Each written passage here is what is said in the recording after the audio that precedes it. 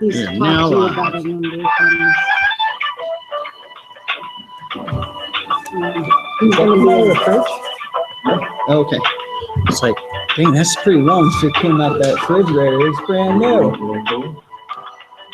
I picked up something horrible for me. I got more of these cold in the car for moving. You keep them in the car. Yeah, because if I take them inside the house at home, my kids drink them. Why don't you have a fridge at work? But then if I bring them into the office building, I drink too many of them. Oh, yeah. So by putting them out in the car, I have farther a distance to go to get them. How are you? I'm good. How are you? Keeping toes out of the cold. No, it's not. I was having that frantic conversation with my husband going, we have too much crap scheduled. That's kind of what my life is.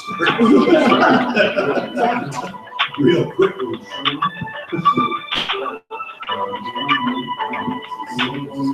She wants work, I need sun, That's what we were talking, that's what we were.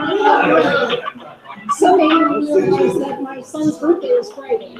And we're both like, so scrambling for that. Then found out, so we're talking, and so we have to, I have time to go shopping, right? So that well, I'll go tonight, and I'll get wrapping, and I'll get whatever we're gonna get, and get wrapped. Oh, man, I got a baseball game. Oh, we got a baseball game. Thursday, I have a pack of them. And it's like Friday, we're supposed to go and take our son to the movies and out to dinner, because that's what he wants to do. Yeah. And then Saturday, we have dinner with family for his birthday.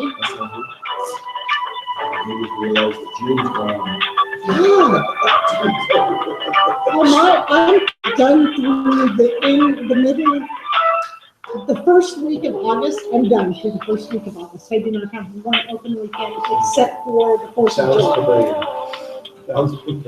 Hey, that meeting in July at your house, is that just commissioners? That's what I did. Okay. I just wanted to double check that. Yeah, he was inviting me, and I was like, didn't invite me. It's like, Well, if I don't get the commissioner to show up, I'm gonna invite the whole crew. you know you ain't got Sandy, so. Yeah, I'm gonna have Sandy. No way.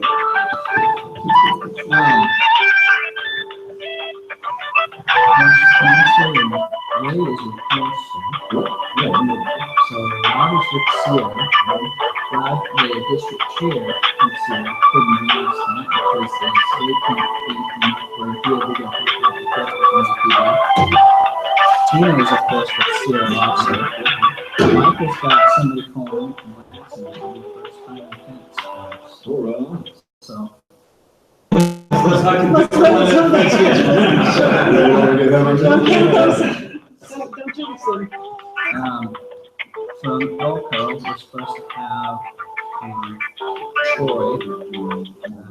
So Phelps is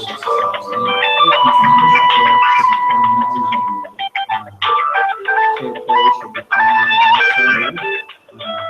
Dean Carter, District Court and Brooklyn, supposed to be joining us. Is Scott gonna be here? Greg? Yes. Well, so again? Scott? Yes. Scott's gonna be here from the Tony Express doesn't have any uniform needs. So around the and on that, the district chair and the district chair and the district commissioner.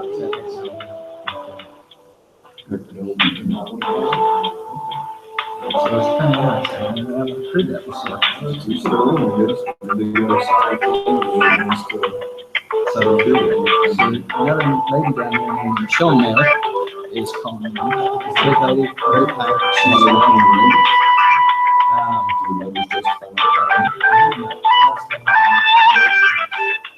So, so overall, Mike's also got people from Humboldt calling in too. He's actually got eventually supposedly calling in from Humboldt. So, in all fairness, only one district may not represent tonight in this county. So, which is cool. So I'm kind of excited about that. Did, you talked about it before. She got the family. Did she come back and get it? We are talking about her tomorrow. Was it Yeah, it literally is just what we're talking about. It's on the beach. I mean, you can sit on the beach and still do work. So. red circle? A few sharks, catch sharks, I don't mean eating sharks. I can probably even figure out how to barbecue sharks.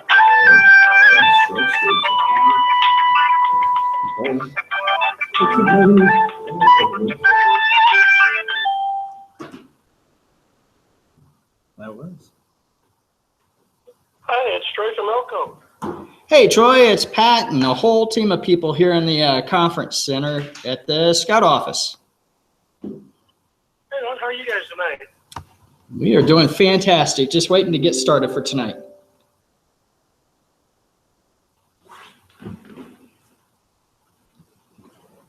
Hey Troy, since you're the first on the call, do you have time where you and I can connect via phone, possibly tomorrow? Yeah, there's I will be You have in the a field first from one. 4:30 in the Yeah, morning yeah, to the about first one. 5 I in don't the think they're evening. related though. No, they're not. No, and I have met your son. Radio, He's satellite good. phone, Thursday, I believe, or later this evening. Yeah. He's done a good job. I'm proud of him. Might be able to give you a ring back later tonight. Okay, if not, I've got to go up and work on a weather station, so, gotta probably, I'll be out till maybe tomorrow. Okay. The last 2 weeks for me have been pretty crazy and I've been spending time out of town and so forth, so we haven't been able to connect. So I just want to make sure you and I have time. He's done, seems like he's doing well. Okay. Pilot. Yeah, maybe I'll call this evening, or I can give you a call for satellite phone sometime tomorrow. Well, that's what, yeah, that's. I don't think we need to spend dollars like that. We don't, I mean, we can find time, so. People do what they want to do. Hey, this is fun, So. that kind of thing, within a responsible manner. But, yeah, let's plan on, just trying to connect maybe, sometime after tonight, this meeting. Seems like I said, it seems like he's enjoying himself. Okay, yeah, I've got nothing on the schedule the rest of the evening. That's good to hear. Yeah. All right, sounds good. He gets Have into we gotten doing any type the of leadership stuff of it too. It sounds like Lion he's stuff putting in in his that? paperwork for CAP. Not yet. or something. That's good. Well, I'm- We can't hand it out technically until August He's had a anyways. busy couple years here. I would like to see one of the manuals for our Yeah, he's meeting. the age where, yeah, you definitely set your future. Understandable. The things you do. You don't have to hand it out to me, I'll bring it back. Don't have it in yet, so nothing I can do on that one. I'll make copies. Electrical engineer. Okay. Works for, James Solero. Who just joined us tonight? Dominique. Hey, Dom. Hey. Pilot, yeah, good pilot. This little small firm, they've got about 5 or 6 of them, but they do a lot of work. They do a lot of work for the school district, for the university, and they do old orchard supplies like all over the country. All right. Yeah, so they're a pretty busy little firm. So he's got good growth potential with that. Now, is he an Eagle Scout?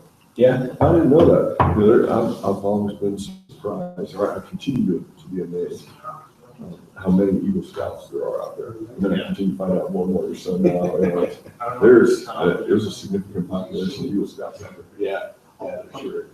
There's In very good positions too. Oh, yeah. Inside our council members. Wow.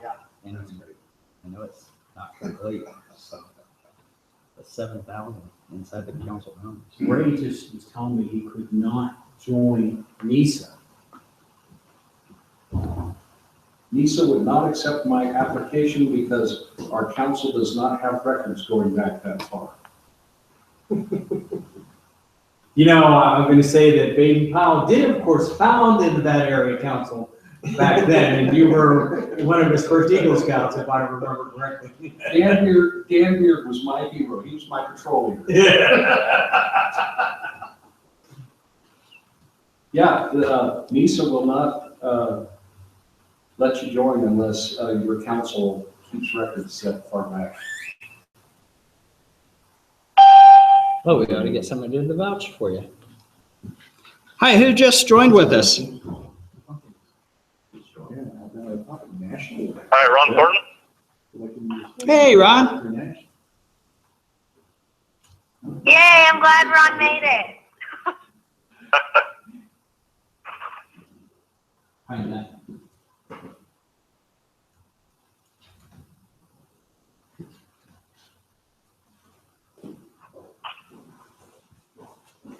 I need a secretary. You got a lot of irons in the fire, yeah, you gotta have somebody keep it straight for you. Actually, I just hired a secretary today. I need one just for me. All right, well, I'm pretty good at doing this, and Tina can tell you I am. You know, I make a promise, and we start off with the joy night and say, all right, well, let's start with the Scout Oath, the Scout Law, and the Pledge. But one of the things I also do is I tell you, about 7 o'clock right now, and I guarantee you guys that we're going to be done by 8 tonight. We better go ahead and get started. So if you could stand and join with me, join with me in the Pledge of Allegiance. I pledge allegiance to the flag of the United States of America and to the republic for which it stands, one nation under God, indivisible, with liberty and justice for all. Please join with me in the Scout Oath. On my honor, I will do my best to do my duty to God and my country, to obey the Scout Law, to help other people at all times, keep myself physically strong, mentally awake, and morally straight. Join with me in the Scout Wall. Scout is trustworthy, loyal, helpful, friendly, courteous, kind, obedient, cheerful, thrifty, brave, clean, and reverent. Thank you. We'd like to, at this time, turn it over to Colonel Dan Waters. Good evening, everyone, and thank you for coming out, and welcome to our fall membership training seminar, everybody. We appreciate your time and we respect your time, and so we'll like Pat said, we'll try to get everybody out, try to get the training done and get everybody out. Why we recruit, really what it comes down to is, to me, and I think everybody has probably their own definition of it, you know, that the young spring continues to feed the organization kind of thing. But I kind of look at it as it gives us an opportunity to make sure other people get the advantage, other young folks get the advantage of living by the Scout Oath and Scout Law, and learning those and inviting them within their souls, and then becoming better citizens of our country and the world, as a matter of fact. Some of the things we'll cover tonight. So 2 methods of hosting a recruiting table. The table sign up versus the talk. Pat will talk this stuff and the pros and cons of each one. So depending on what you go out and when you evaluate your individual situation within your districts, especially which one is more applicable and which one is not. Backdate of successful recruiting. We'll cover some information there. The 3 musts of recruiting. Flyers, we've got examples of those flyers, yard signs, and boy talks. And boy talks is where we're really going to focus some energy tonight, because that is definitely one of the points where you can get them and you grab, when I guess for using a metaphor, sink your teeth into them, get them dedicated to scouting, and bring them into the program where you really get to the chance to talk one-on-one with a lot of young folks and get that going. The tracking on that, the fall membership training, what we're actually doing, the fall membership party, the year-end district membership goals. What we're looking at there is for each district to take the next couple weeks, and by the 15th of June, have some solid membership goals on where you want, and report those back to the council, and then we'll report those further up to the region and national headquarters. So like I said, the 15th is the target date for that. We'll cover some fall membership training dates as we continue to move forward, the party dates as those get established, and then the year-end membership goals. Okay? All right. All right, turn it over to Pat. Thanks for attending.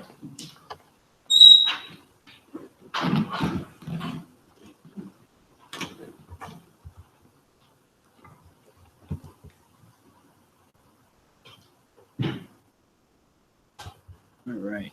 Bear with me, guys. I'm going to do a couple of different things tonight. But one of the things we're doing tonight is tonight's training is being broadcast live on YouTube. So anyone across the world can feel free to join in with us tonight. So Colonel Waters just got to smile friendly for anyone that might be watching. So I have no clue if anyone is watching, but we do have a few people that have called in. So it's their option to join over YouTube, and the benefit of doing that is you can watch and view everything that's on there, and that link was provided through the emails that have gone out. So, but right now, what I'd like to talk to you about is we've got two methods to recruit, okay? Colonel was starting to elaborate on this some. Let's get this presented to everyone. And, you know, most of us are pretty familiar with where we go and we set up tables. We put table tents all around. The kids sit at tables by grade, and they sit down and they hear a big speech.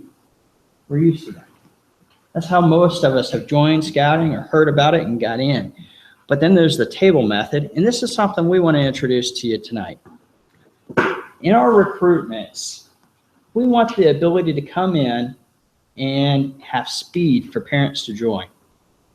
Because like it or not, nowadays, most of the parents are so used to going in and seeing soccer signups and t-ball sign-up and everything else like that.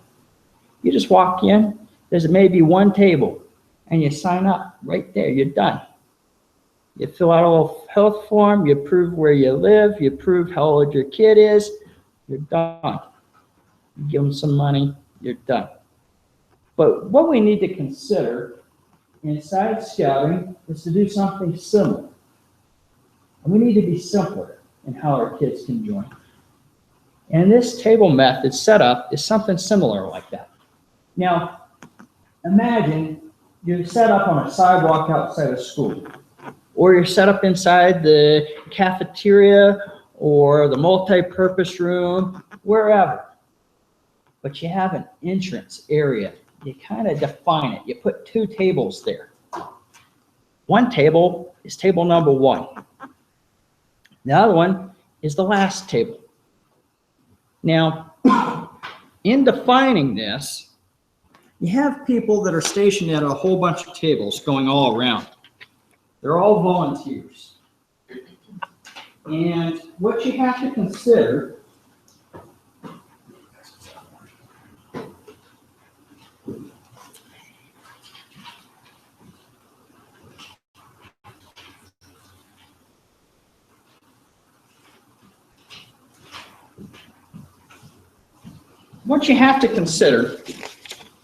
is that maybe, just maybe, if you had one table and a kid walks up and it says registration and check-in, and you've got a piece of paper sitting there, and maybe it just looks like one of these right here where it's just a bunch of names that you put down and phone number, email, mailing address, birth date, and a kid just literally signs in on a table.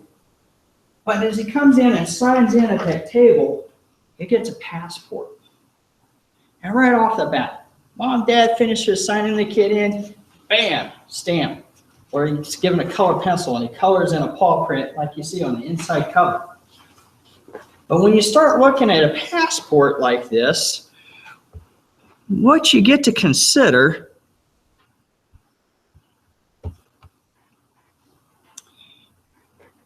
is that you have the opportunity to tell a kid, we want you to come to this table.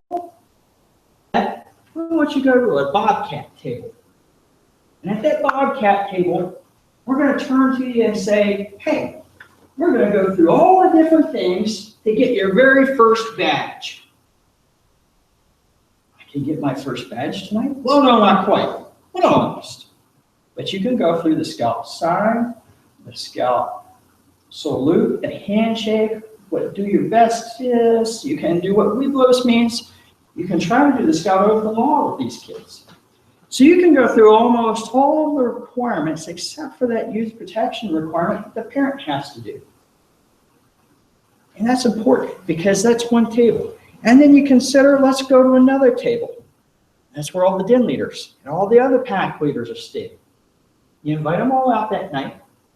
The parents are joining, so they get to walk to this table, and here's all my leaders. At that table, maybe you give them a calendar. Maybe you talk to them and tell them, hey, this is when our den meets. And this is how we do things. This is what you need to do. But they get an introduction to a few things on what Cub Scouts is at that simple table stop. Then they leave that table and they go to another one.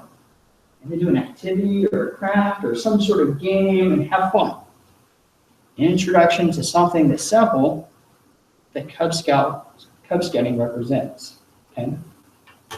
Then, after they do that, they go to the very last table, paperwork table.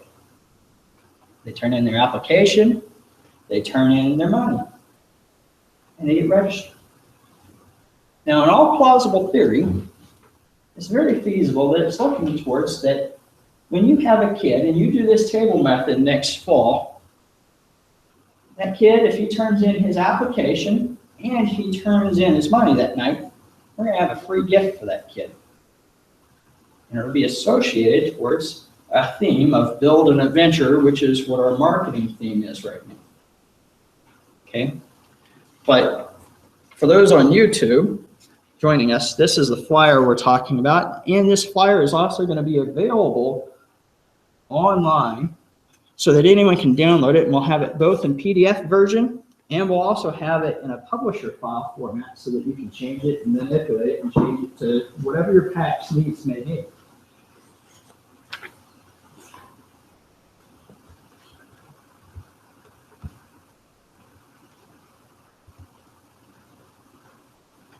So something else to consider is when we start doing presentations, we're used to doing the talk method. And there's some pros and cons to doing both. One of the advantages that we get to say is that somebody comes in, they talk to everybody at one time. They only have to say it once. You know, that's a real advantage. You don't lose your voice after saying it 50 times in a recruitment, maybe. But the other thing is that you have all these kids that are separated out by grades, automatically identified. I know I've got 10 more boys right here in second grade, so I know I got to start up another den. Right then and there, you've got that figured out. You're able to pull out one of these den meeting plan sheets where it goes through and you have to identify 4 leaders, but you tell them, just give me 3 out of the 4. You know, what day do you want to meet? What time do you want to meet? Where are you going to meet? And when is your first meeting? And you give them the sheet, you put it down on a table, and you let the parents decide, and you walk away. It's a real good format for establishing a den. And you can do that in the talk method. It's harder to do in the table method. And the reason being is because parents can walk up at 7:15 and at 7:30 and at 7:45 and start just like any other parent did. So you can do that table method sign up right away, night, an art night, or any other activity at a school when parents may already be there. So it's a great method. But in this talk method, you have the ability to establish dens right away.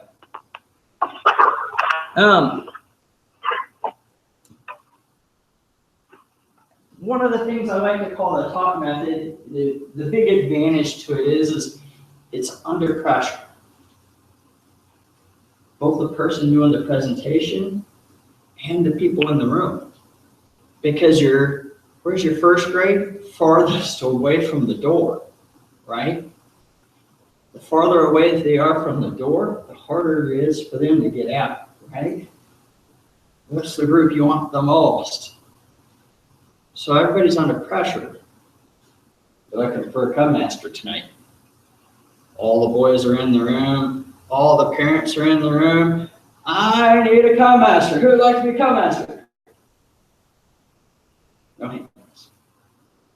Often does that happen to us, but then you go back and you tell the boys, all right, guys, if you want to do BB guns, bows and arrows, and make boats, and build race cars, and go camping, and do something fun every time you meet, then one of your parents is going to have to step up and help out.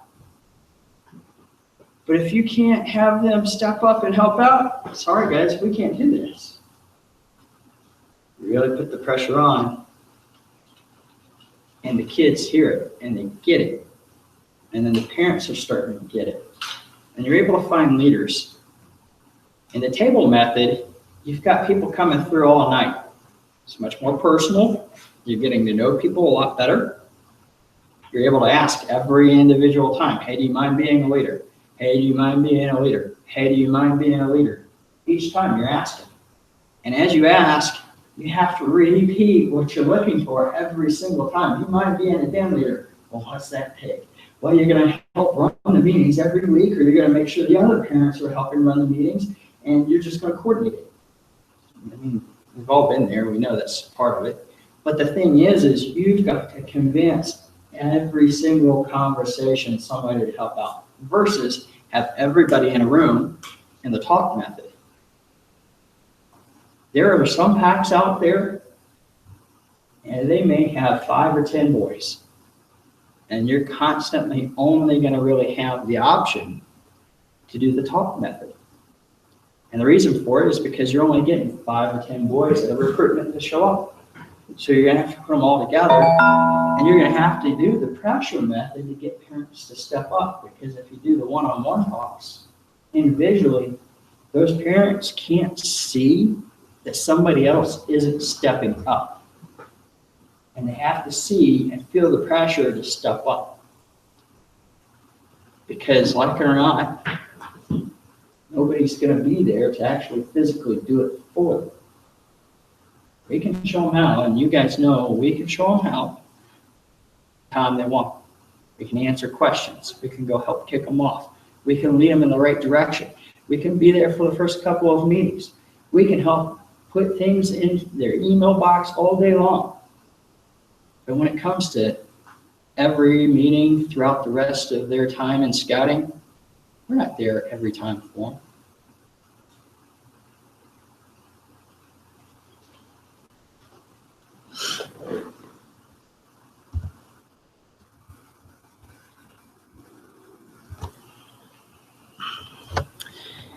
So when we start talking about our joint nights, what is so key and important, and I have to share this, with our own staff in the building, I have to share it with you guys. But we all know we're going to have a joint night. And what's critical about a joint night is the stuff that goes on before it. Tina can tell you. I sat down and said, Tina, you got this? She's like, yeah, I got this. I got this. Pat, you got that? Yep, I got that for you. I guarantee I don't have to worry about it with Tina. She's following the plan. Tina got 30 kids in a spring recruitment this year because she followed the plan. And had she That thought was she one was going school. to get that many, I would have brought more than one other volunteer. But when you consider following the plan, the part that has to matter the most is that you gotta make sure that you do the back date of the things before.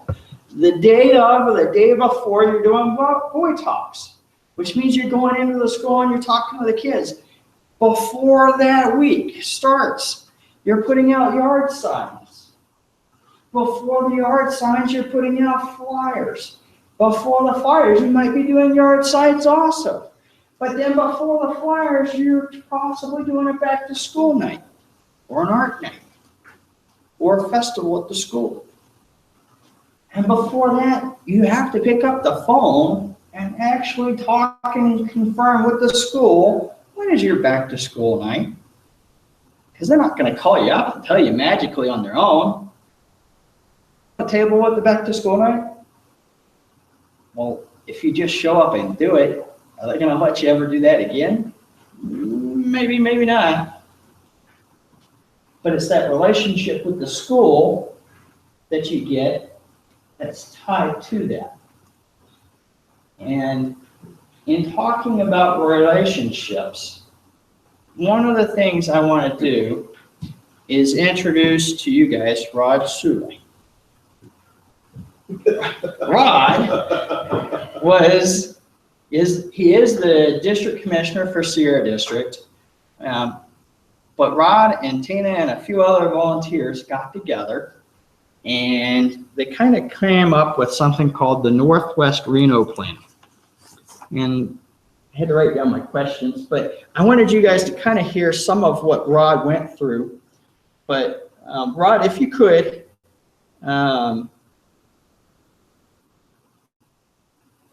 you began the project in Northwest Reno with essentially what, 2 packs?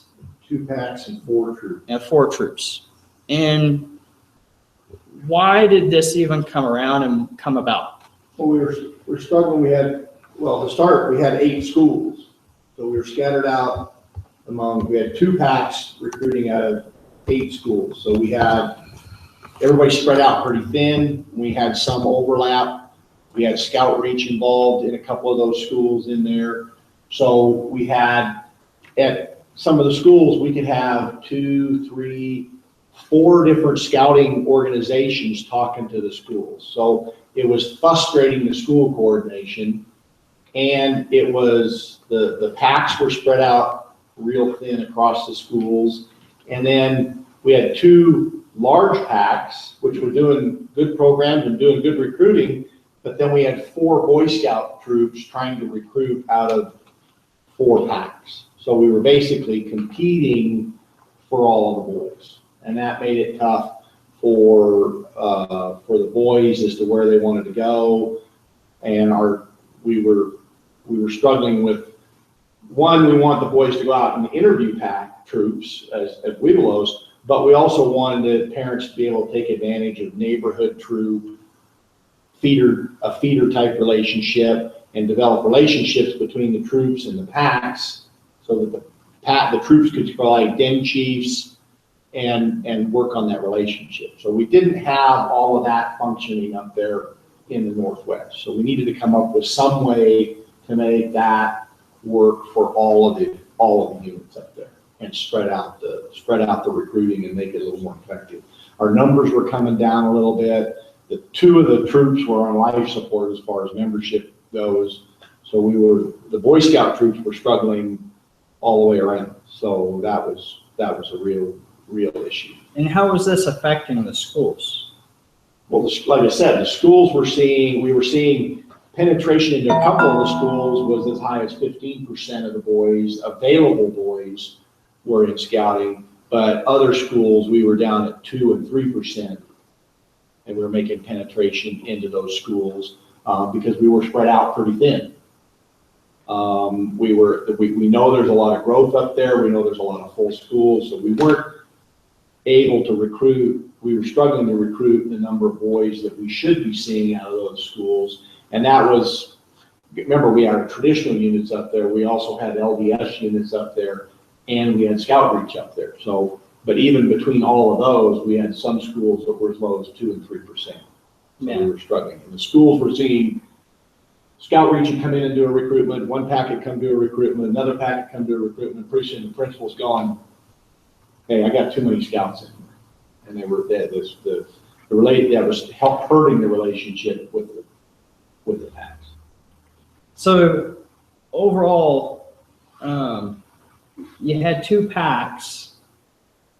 Tina's with 1, it's really good. Yep. And you had 2 packs recruiting, overall it was a combination of 10 elementary schools. There were about 8. We had 7 Washoe County School District. We had 1, the Catholic schools up there. So we had about 8 schools up there, 9 schools up there. So we had quite a few schools up there that we were spread out across. And then what Scout Reach was in 1 school, had been in a couple of the others. So we were pretty disjointed across the schools. So she got a healthy pack. Why not just let her and the other pack recruit and just let them be the way they were? The pack operations were fine. We didn't have any problem with the operation of the packs themselves. But we were spread out thin enough that instead of we would like to see maybe 10% across the board in all the schools. Tina had made really great penetration at Westergaard and Melvin, but the other schools, like I said, we were down at 2. We should have seen higher membership numbers across the whole group, and that was including we included the LDS membership in that and all of that.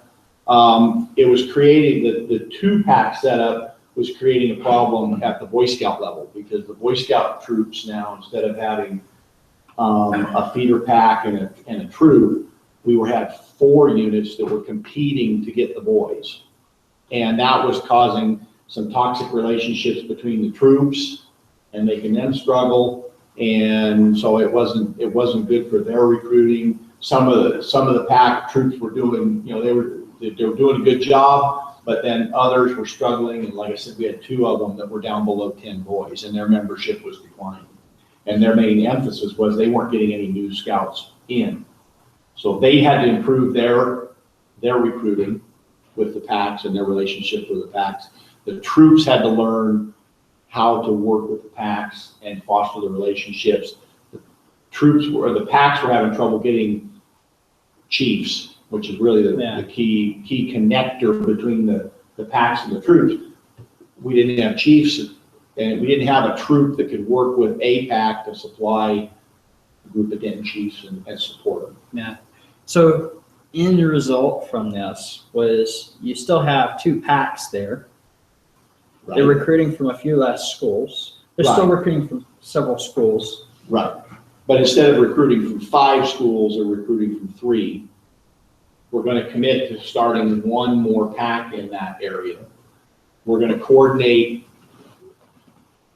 recruiting for each pack with Scout Reach. So if the Scout Reach has got a school, the pack that's recruiting at that school is going to go in coordination with Scout Reach. So that if a boy comes to us and says, I can do traditional scouting, that's great. Parent says, I can't afford to do traditional scouting. I can do the after school program, fine. We can go Scout Reach. We're including the Scout Reach dens. The Scout Reach now is dens of the packs. So we're going to integrate them in so that the Scout Reach boys get the pack experience. Right now, the Scout Reach gets the den experience, but they don't get the pack experience. Right. And then we've basically helped to develop a relationship between each pack and a troop. So it's at least a feeder troop. That doesn't mean the boys have to go there, but it gives them an avenue to do a neighborhood, and it gives them a place to have a real close relationship. And we don't have the troops actively recruiting to get boys out of this and competing against another troop to get kids out of it. So we've kind of got the troop, and then the troops are committed to supplying den chiefs and being active with the troops and providing support during recruiting and all of that type of stuff. So I think the important part that Rod is pointing out in this is that we have relationship issues out there, not necessarily in all of these schools, but our problem is that we have packs assigned to every school. But sometimes those packs have more than one school assigned to them. And when you start to really look at it, how well can one person really relate to every school office if they're recruiting from 5 different schools? Or how well can that one person relate to even 3 schools? Now, in Northwest Reno, I know we've got one awesome pack, and I know we've got another awesome pack out there. But let's face it, time is time. And when you have a relationship at a school office and that relationship is great, then you're able to get in and you're able to do the boy talks, the yard signs, the flyers, the back to school, and coordinate with the school beforehand. And if you can't spend the time developing a relationship with the school and making that school principal feel as if they can't live without the parent volunteers of Cub Scout Act 222, then they're going to have a situation where they can tell you no. Now, they can always tell you no for any reason, but it's a lot harder to tell you no when you're one of the most valuable volunteers inside the school because you're part of the Cub Scout.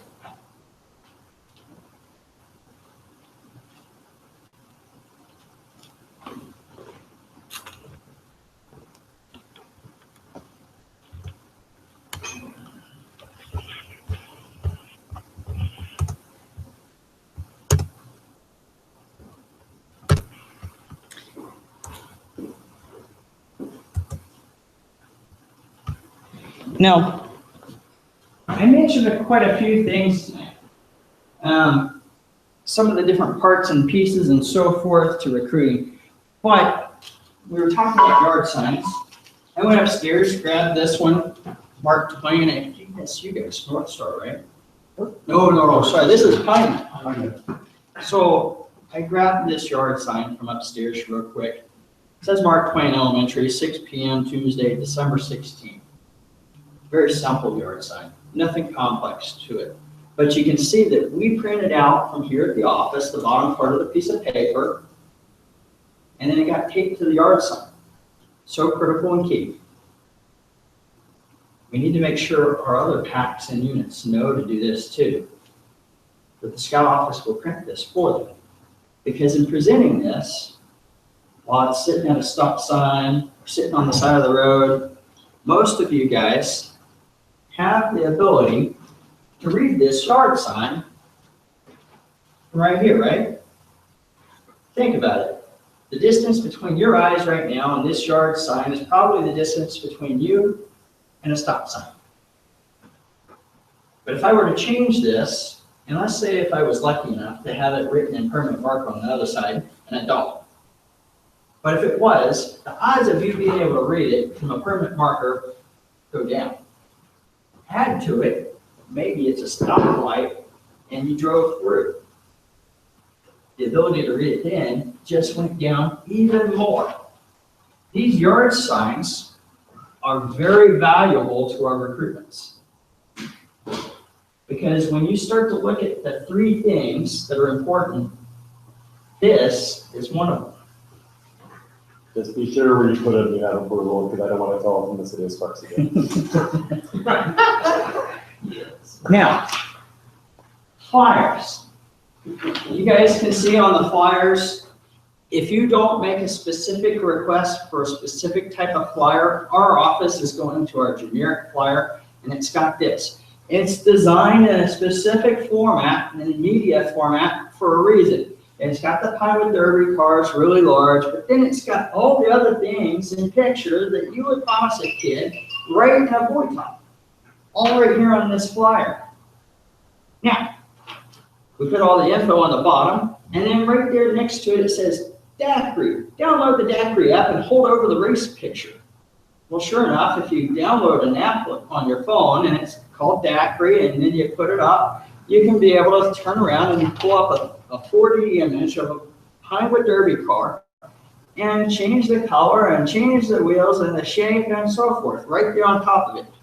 But what's even greater about these flyers is if I take the flyer and I fold it again, and I'm not being careful with how I do it, and I fold it down again, and I get it down to this 1/8 size. Mike, this is now called a Invitation. invitation. The best thing in the world. It's no longer a flyer, it's an invitation, because you walk into that boy talk and you're getting there and you talk to the kids and you hand them stickers, you hand them wristbands, and you turn to them and you've already given them a little talk and you say right at the end, hey, if you're really interested, give me an invitation. We'll talk more about boy talks here in a second. Posters we have upstairs and are available. We do similar, just like the yard signs where we pre-print something that goes right on the bottom so you can see it. It looks nice inside the school. But on these posters, something that you have to consider is think about the volume of people that go inside through your school doors after the beginning of school. I don't know about you guys. I can tell you I've gone inside my school a couple of times since the beginning of school. I can guarantee you the volume of other parents that have been there with me hasn't been too good.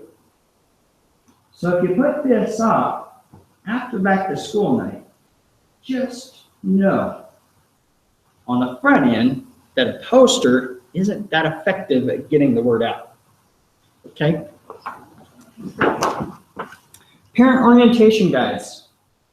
We have this, and then along with several of the other printed materials that we do in-house, available online. So you can take it, tinker with it, personalize it for your own scout units if you need to, for your own district if you need to, put other events and activities on there, or you can use the standardized printed one that's straight from our office, okay? So if you're not familiar with this, I'll have it on the table for you to look at. Mini mags. Many of us are familiar with the Boy Scout mini mag. If you haven't seen one, here's a good example of one, but I think everybody in here has seen one of these before. This little thing goes along with the parent orientation guide in an application and something like a calendar and contact info right in this little envelope. And when you have somebody coming and signing in, whether it be the table method or the talk method, they get one of these right at the very beginning. And the reason for that is because, as I like to say, you have to appear to be organized. Doesn't mean you are organized, you just have to appear to be organized. And this appearance is worth a lot to parents. You may have no other clue on what you're doing as a leader. But if you told them dates, and you told them contacts, and you put a parent orientation guide in that helps fill in the gaps for you, and you put in a Boys Like mini mag, and you put in the application, you've filled in the gaps to help them understand what to do.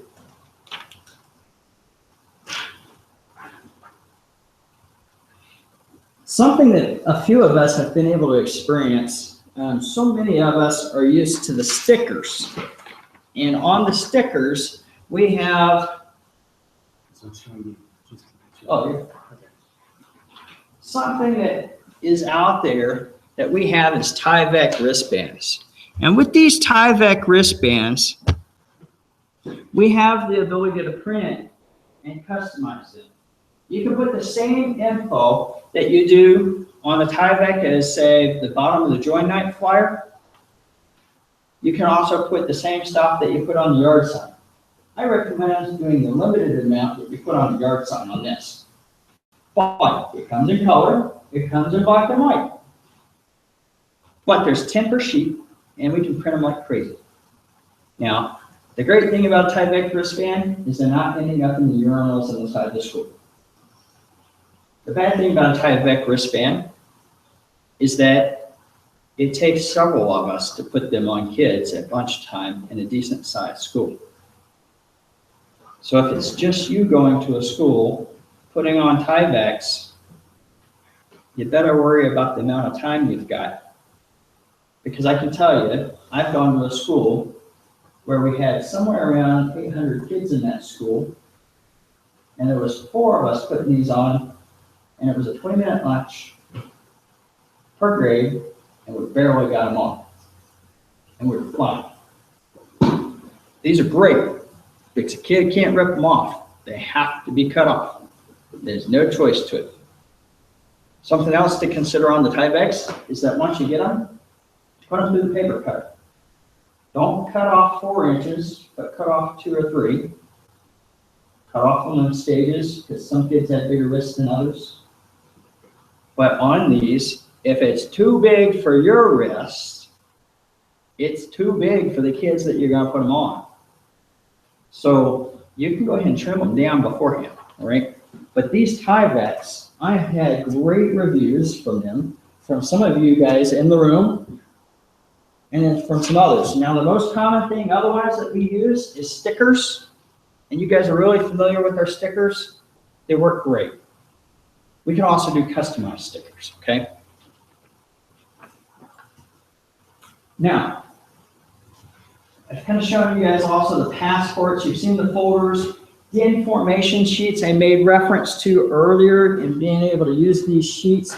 These are really good. If you've never used one before, I highly recommend it. But if you're trying to sit down and form a den of parents, and you've got them all sitting at a table, and they're all of the same grade, you walk over and you slap this sheet down right on the table and say, parents, I need for you guys to figure this out. I need one person just to take notes for tonight and be my leader in leading the conversation. That's all I need you to do. Fill this sheet out as you talk about it for me. Make sure I can read what you're writing, because not only do I need to read it, but you need to read it. And on this sheet, there's 4 positions. There's a den leader, 2 assistant den leaders, and a member of committee. I want you to take and fill out at least 3 of those. If you don't end up with the den leader, that's fine. If you get 2 assistants and a committee person, I'm fine with that. Give me 3 out of the 4. If you get 4, that's great. But after that, tell me where you're going to meet, when you're going to meet, how often you're going to meet. Fill out those other 4 questions for me, and let me know when you're done. I say my speech, and I walk away. I listen. I don't go and ignore them, but I listen. And I make sure if they get to a stumbling block, I walk back over and interject again. I make sure that their questions get answered, because I want them to proceed on towards forming a den. But this sheet of paper lets them form the den. It puts the conversation on them. So often, we engage ourselves to finding them a den leader instead of them as parents coming together to find their own leader. And I don't know about you guys, but I can tell you every time I've used this sheet method, I have retained the den leader. When I haven't done it, I have lost the den leader because I worked at recruiting the den leader instead of letting the parents recruit themselves. Now, real quick, I hit on also the sign-in sheets. We've got plenty of those. They're easy for us to print here in-house. They print on 11 by 17 sheets of paper. We also have something called the invitation methods. If you're not familiar with it, I'll be sharing the link to be able to get access to it. But if you ever come up dry and you can't figure out some other methods that you want for recruiting, this has those ideas, okay? Of course, you always need the apps in that folder or in this folder here that we use. We've kind of touched on this a little bit already, but the 3 musts of recruiting. We've got flyers, yard signs, and boy talks. Now, what I can't convince you guys enough on is that if you skip a beat on one of these, it's going to slow you down. You're going to recruit less kids. You're going to be less efficient. For the flyers, we print those in-house here at the Scout office. You've got the 4D image on it. If we know you're doing boy talks and you're set up to do that, we will ask you, do you want to do invitations too? If you don't have enough help going in with it, then maybe you won't be able to do the invitation method. Okay. On yard signs. We've got yard signs and we hand them out. Hand them out like crazy. We want to make sure that you recycle them, because we can put a new piece of paper right over the bottom of them and reuse them. But I've put 50 yard signs up before for a school night. Do I lose some of them? Yes. Does the city sometimes pick them up? I guess so. Does an HOA pick them up? I guess so. I don't know who's picking them up, but somebody is. But the point is that we've got plenty of yard signs. If we put it in a place and somebody calls in, we let them know, sorry, we'll go and pick them up from you. We won't put them there again. Because sometimes we really don't know where we're putting them out isn't supposed to be it. But the yard signs are fabulous. I've started an entire new unit off of yard signs.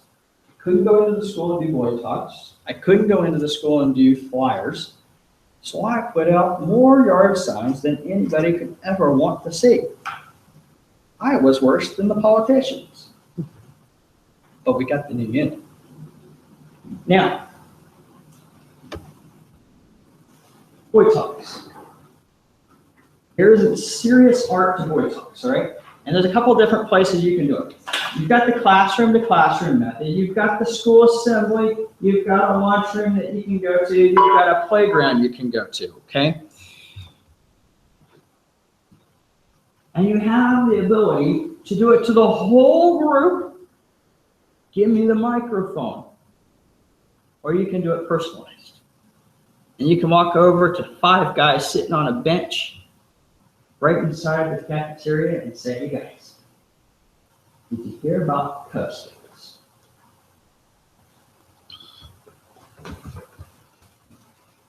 And when you're doing boy talks, I've seen it before where a guy walked in and he had the biggest backpack ever. And inside this backpack, he throws it right down in the middle of the room and he's got the microphone and he says, hey guys, what do you think about joining Cub Scouts? The whole room goes crazy. He says, well, let me see what I got in my backpack from my adventures in scouting. He's pulling out fishing poles and the tent, and he's throwing patches up in the air like it's confetti. You can do all sorts of things in a boy talk, or you can keep it simple. But the simple ones work just as fine, because all you got to do is get the kid excited. Because the 3 things that are important to getting kids to show up are the flyers, the yard signs, and the boy talks. The flyer is important because it's a reminder to both the boy and the parent. The boy sees it, maybe he's interested, maybe not, but it's a message to the parent. The yard sign is effective because it's the message to the parent. Doesn't help remind the boy at all because they're not the one driving. The boy talk is effective to the kid because the boy talk makes the kid excited to join. If you don't have the communication going for both, then you're not going to get a kid to join. It's the simple science and art to it that makes it effective. Now, one of the things that's most important to boy talks is you walk over to the 5 guys sitting on the bench and they're all sitting there in a cafeteria room eating away at their lunch and say, hey guys, did you guys hear about Cub Scouts? Huh? Well, let me tell you about Cub Scouts because tomorrow night at 7 o'clock right here at the school, you're able to join Cub Scouts. And if you want to go camping, and if you want to go fishing, and if you want to learn about pocket knives, and if you want to make a cool race car, and I pull up a Pinewood Derby car and show it to them, and if you want to go and shoot BB guns and bows and arrows and do slingshots, and if you just want to play games and make crafts and have fun with this in Cub Scouts, then you're invited tomorrow night at 7 o'clock right here at the school to join because we're going to have a great time. And if you want to come, it's tomorrow night right here at the school at 7 o'clock. So we want to see you out here tomorrow night at 7 at the school. If you really want to come, you got an invitation. You want an invitation? Because you're invited. And in that, there was a couple of mechanics to a boy talk that I just shared. You don't hear it, but there's mechanical parts to a boy talk that you have to say. You have to tell them when and where and you're doing it. If you tell them once, what's the odds of them remembering? Because while you're telling them tomorrow night at 7 o'clock, you're pointing right here to the wristband. You're pointing right here to the sticker. It says it on those. They start to get it. Oh. And then you tell them, well, if you really want this invitation, here you go. And as you hand them the invitation, you guys just leave that sticker on, leave that wristband on, take it home and show it to mom and dad when you get home. Tell them you want to join the Cub Scouts. I included in that the you're invited part. The number one reason why kids don't join scouting is because they didn't feel invited. It's the craziest thing ever. They didn't feel invited. I don't know about you guys, but I'd rather just go ahead and say the words, you're invited. If you hand them the invitation, what does every kid inside school want? The birthday invitation. What does everyone inside the school have to do now? They have to send out the invitation to the entire class because they have to all feel invited. You can't exclude anyone. So you just give them out an invitation and they still feel special with those invitations. It's the science and the art of doing a boy talk where you're telling them time, date, and location. You're telling them they're invited. And you're telling them the time, date, and location, and you're telling them the time, date, and location. If you skip a beat on it, they may forget something. If you go in and you tell them also, come join, and then you don't give them the sticker or the tie-back wristband, you just did half of the boy talk, and you may have wasted your time.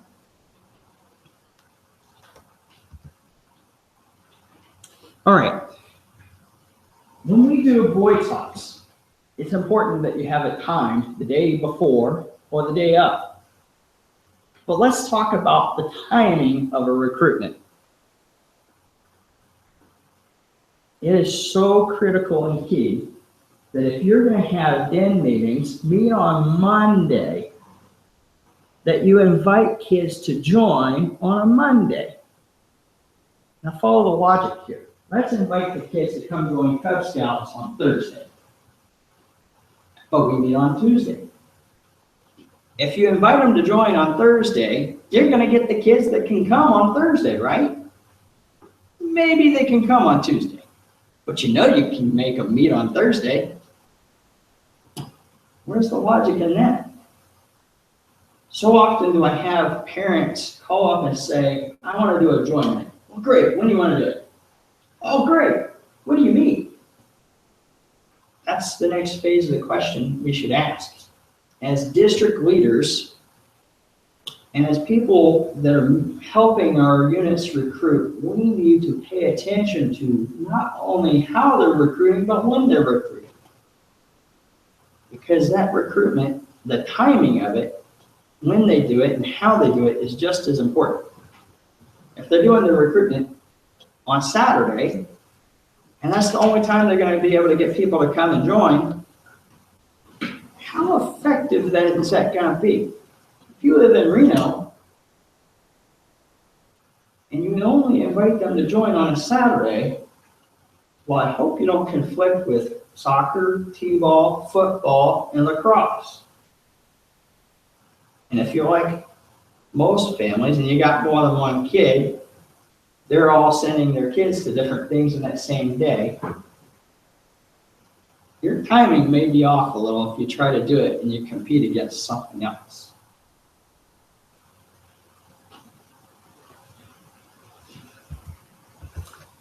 So this is my favorite number, 7.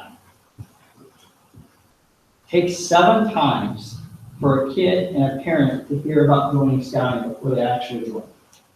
It's an actual study, it's an actual average. It's been out there for a long time. Those of us that know scouting know it's 7 times. Now, your boy talk may count as 1, the wristband may count as another, but it's going to take 7 times for that kid to hear about scouting and 7 times for the parent to hear about it before they even join.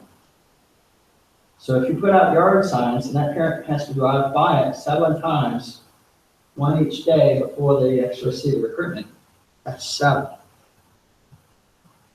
But if you don't get the 7, you're going to lose out on the number of kids that come and join. It's just science. So something that we're going to introduce to you guys tonight is a tracking sheet. And we're going to ask each of the districts to use a tracking sheet for this next fall, and it be universal across the board. I'm going to put up on the YouTube screen so that everyone else has the opportunity to see it.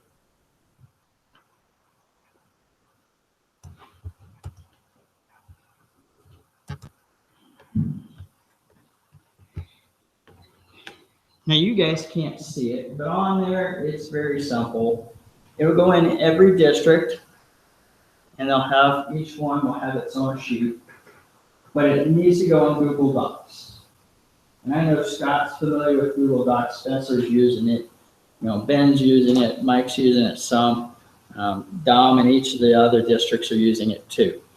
The point of putting it on Google Docs is so that not one person just has access to the database. We want everybody to be able to get in.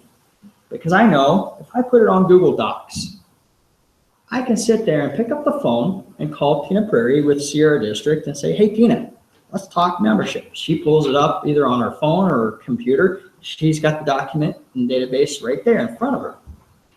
I've got it in front of me. I can watch her type something in as we're talking about it because she just confirmed this other pack has this going on this date, this time.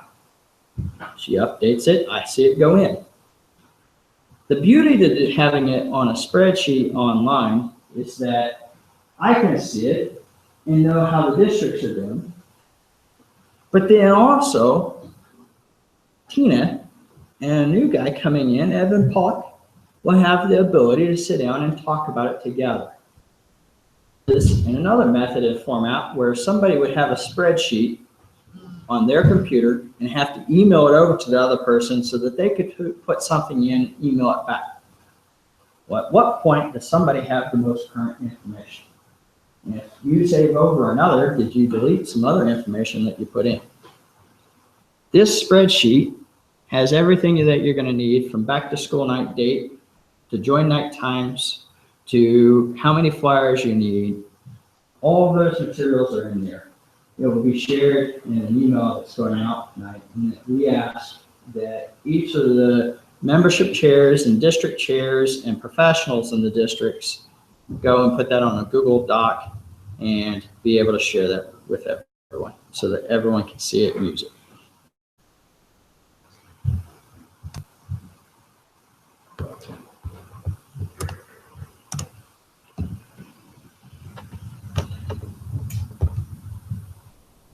Okay, so I'm not going in as depth-wise as you guys might need to for your volunteers inside the district.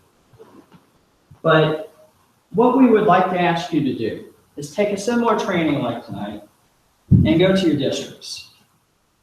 We want you to go and by the end of July, bring in all of your Cub Scout packs to a training.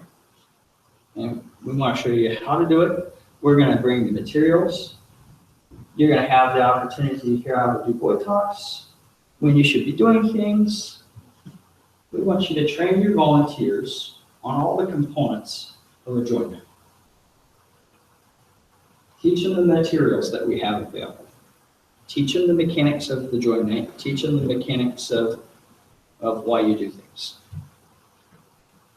The first training we'd like you to do is in July. We want you to make sure you offer 2 and have it set up to go for 2. The second one needs to be an unpublished date. Okay? And there's some thought process and reasoning to it. If you tell people you got 2 dates, what are they going to do? Second date. Second date. Okay? The second is backup for you. And you can advertise it after the first training.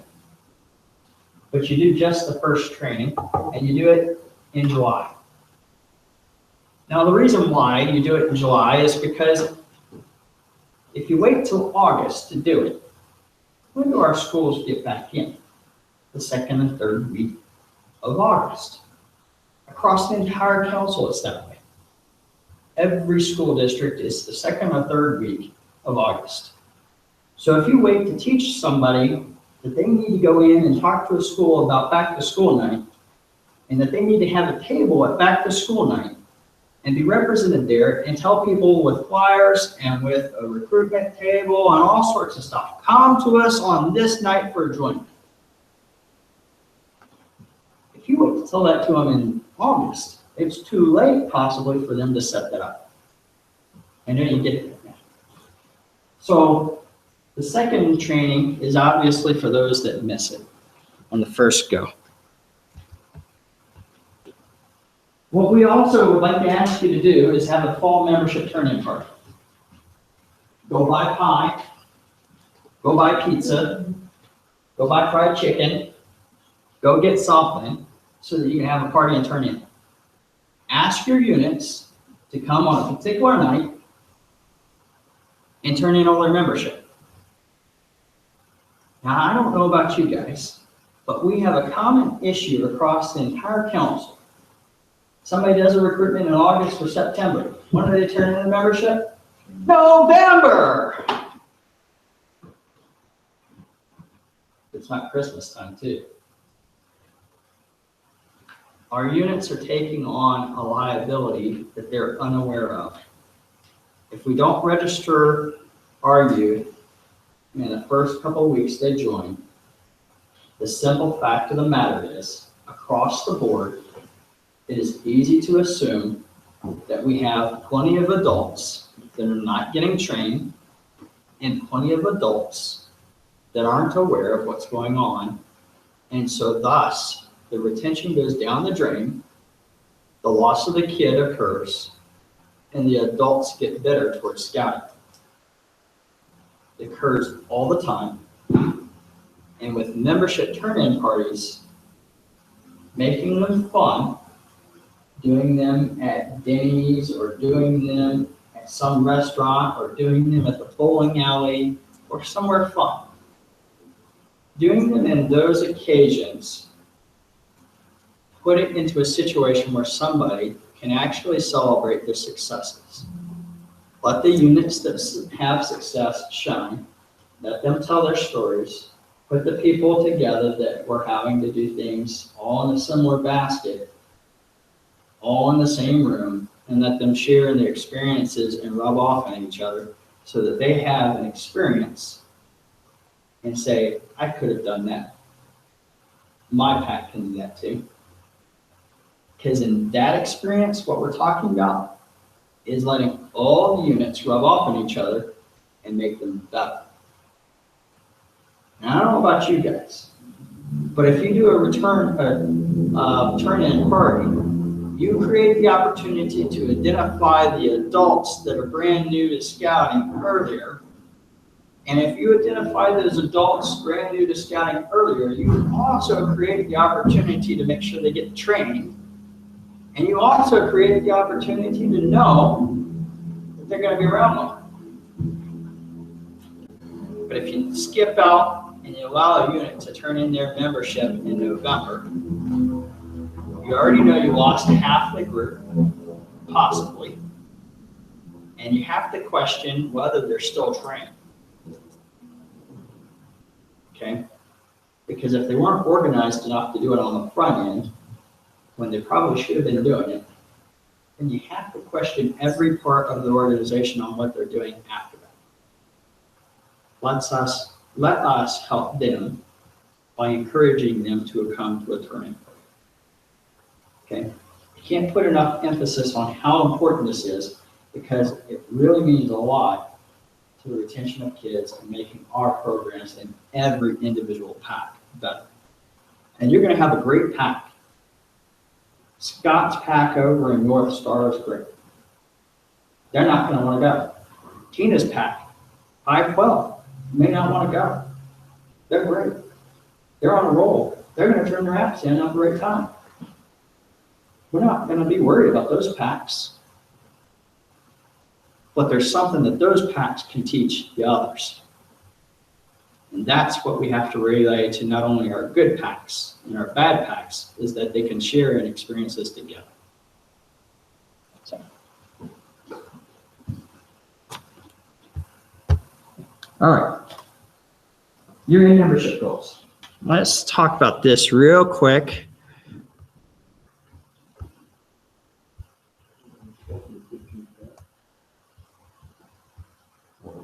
22nd and 15th.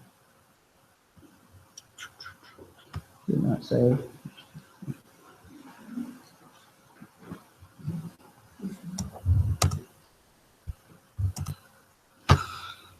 All right, so for membership goals, something that I want to share with you guys is that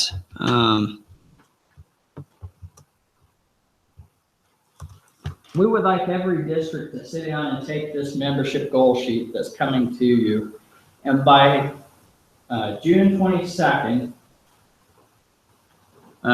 take this and turn it in. Each district chair will need to submit this through the district operations meeting that's with Jim Stewart. But on here, it gives you the current membership you're at, and you need to get that from your district executive. The year-end membership from 2015, where it was at, and where do you think you're going to end? Not how many more kids, but what total number of kids are you going to end at? Okay, so if you got 42 kids right now as Tiger Cubs, we don't want you to say you're going to have 24 more recruited. We want you to say that you're going to have 70 Tiger Cubs at year end. Okay, so total number where you're going to end for projection on Tigers. This is important. Nobody wants to fill out a sheet like this sometimes because it's time. But this sheet makes you think about and ask, and a guy like Ray Rich is going to ask in his district committee meeting to his membership chair, Scott, we've got a goal to be at this for your end. Where are we at? Well, how are you going to get there? We need to have 30 Tigers more. Where are we going to get those? But it enables everyone to have questions and create goals.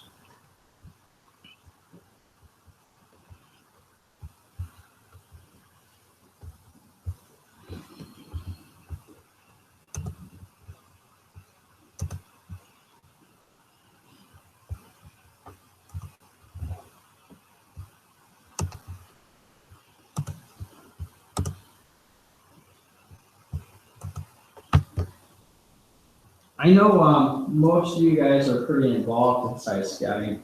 I know that you have lots of experiences. There's a couple of format changes that our council hasn't done in years past. And there's some of those changes are presented here. Well, what we didn't open up talking about is our council has sank in membership for the last several years. There's a couple of years in there where we were still showing growth, but that growth was coming from Scout Reach kids being added. But the kids that are joining the regular pack around the corner, those have been decreasing for a little while. And I honestly think it was because mostly that we weren't organized. And if we sit down and we take the opportunity to say, we want to go into this next fall with a plan. We want to make sure that every school has a recruitment, and we identify all the schools and say, we're going to do a recruitment at that school. And we turn around and say, we're going to make sure we have a turn-in party. We're going to make sure that we turn around and set ourselves some goals. And we're going to make sure that we have a good spreadsheet and a good way to be organized and track it all. It's not very complicated on what we're looking at, but there's some key steps in that we haven't done as a council. And if we're training people, we create the opportunity to be more organized, which means we create the opportunity to win in membership this year. Winning in membership means we invited more kids, and we didn't lose in kids. And I know that you guys understand and appreciate the value of scouting, because if you didn't, you wouldn't be spending another Tuesday night here with me talking about membership. I know for me, scouting means everything. I know it does for you too. I appreciate what you do, appreciate the time you made and coming out tonight, the sacrifice, and I thank you. So I'd like to turn the time back over to Colonel if he has any last words. And Well, let's open it up for some questions or suggestions. We've got a lot of scouting experience in here. And, we're trying to implement some things and adjust some programming to market scouting to a greater area.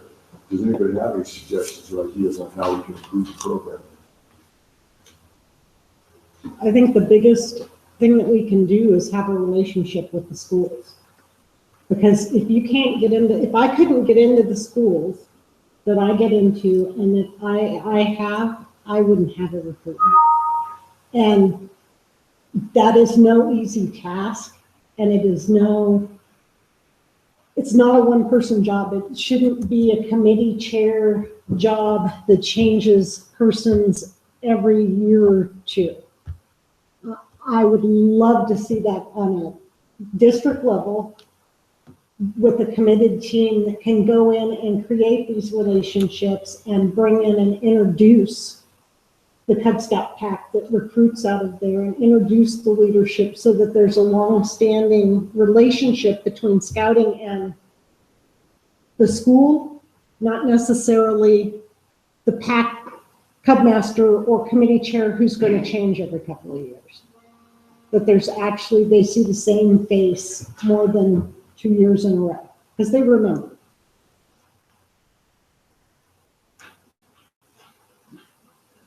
Because it can be, and Tina's right, because it can be hit and miss for the school. It depends upon the principal that's in the school and maybe, some historical issue or so. If we can, the more we can do to get in there and I think, and that's part of what we're trying to do in the Northwest is go in together with the scout office or the district representative and the PAC so that they see, okay, there's somebody backing this up, there's somebody supporting this, the scout office is supporting this, then they also have a name. If they do have a problem with the PAC, they've got another name to tie onto.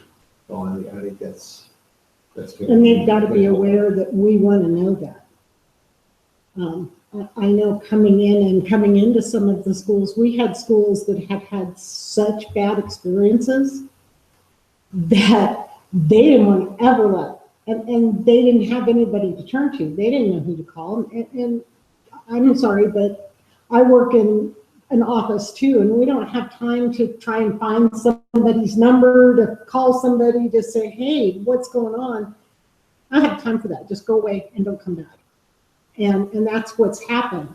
And it's not necessarily one person's fault or another, but some of our Cub Scout leaders don't have the training necessary or the experience necessary to approach scouting in a school the way it needs to be approached and understand. They look at the secretary, now she's the secretary, I want to talk to her. That secretary rules that entire school. And if she doesn't like you, you are not going to get in. So they need to know who to sweet talk. Yeah, you got to get the principal to say yeah, but to get to the principal, you have to get through the secretary. And flowers work beautifully. And I have used them repeatedly. So does popcorn. yeah. Yeah, I hadn't thought about that actually. Pat was just telling me that the other day. What really works good too is, you take a little thank you note and you attach it to the top of every stack of paperclip flyers that goes into each teacher's box. One little handwritten note of appreciation goes a mile. Even if you just print the thing up with instructions for the teacher and say thank you on it.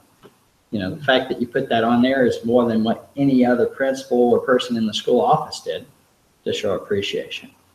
You just put yourself on a different level. We were having issues in getting our teachers to hand out flyers, so I went and bought a giant half chocolate, half vanilla cake that said, thank you from PAC 512 for sharing your school with us, and stuck it in the fridge with a big note on the fridge that said, cakes for everyone.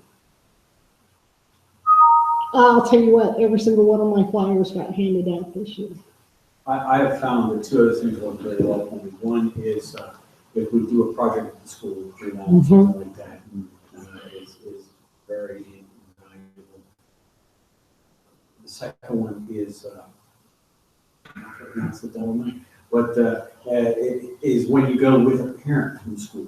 Mhm. If you got someone, It's a for volunteer. me, especially serving in some rural districts, somebody walks into the school knows. It's a whole different That story. That really makes a huge difference there. Yeah. Hopefully it's somebody they have a good opinion on. Yeah. Yeah, you always gotta watch that. Well, I didn't have anything more for tonight. I'm grateful that you guys came out. Take the time. You'll see the email come to you with those three things that really do. You want to make sure you set the date for your July training. You want to make sure you set your date for your turn-in party, and you want to make sure you set your membership goals for this next fall. Jim Stewart will be looking for those, and he'll probably wind up calling you too if you don't get them turned in, knowing him. And just so everybody knows on the agenda, I think we've got you have the 15th, written Yeah. down, it's actually the 22nd. Oh yeah, I apologize. Everyone's sharing tonight, and what I would commit from the council side, if you need